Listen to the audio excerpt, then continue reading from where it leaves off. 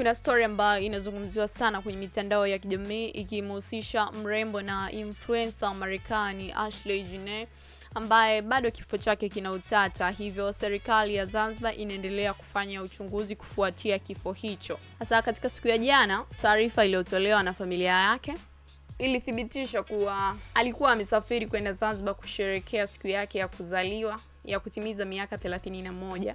Alikuwa pamoja na mchumba wake Joy McCann katika villa ya kifahari huko Zanzibar katika kile walichokiita safari ya ndoto. Ashley alisherehekea siku yake ya kuzaliwa April 5 na siku chache baadaye alishare matukio ya furaha kutoka kwenye safari hiyo kupitia mitandao ya kijamii. Tarehe 3 April aliposti video ikimuonyesha Joy akimvalisha pete ya uchumba wakati ya safari ya porini, tukio lililoonekana kuwa moja ya nyakati zenye furaha zaidi maishani mwake.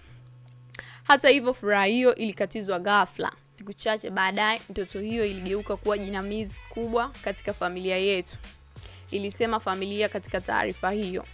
Ashley alipatikana akiwa amepoteza fahamu ndani ya villa yake na alikimbizwa katika hospitali ya karibu ambapo kifo chake kilithibitishwa saa chache baadaye. Nilikutana na chapisho ambalo ameliandika rafiki yake ya karibu kwenye mitandao ya X akisema kwamba kwa mtu yeyote ambaye anamjua Ashley anajua kwamba hawezi kujitoa uhai.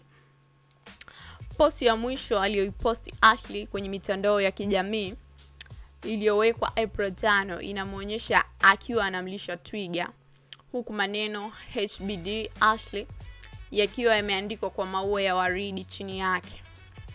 Kifo chake cha ghafla kimewaacha familia, marafiki na wafuasi katika mshtuko mkubwa, huku akisubiri majibu kutoka kwenye uchunguzi unaoendelea. Hii ni Matengo Media. Usisahau kutufuatilia kwenye mitandao yetu ya kijamii Instagram, Facebook, TikTok, YouTube kama Matengo Media. Bila kusahau kushusha comment yako hapo chini, share, like ili uweze kufikia watu wengi zaidi. Mimi ni Liz Mosha, mpaka wakati mwingine. Bye bye.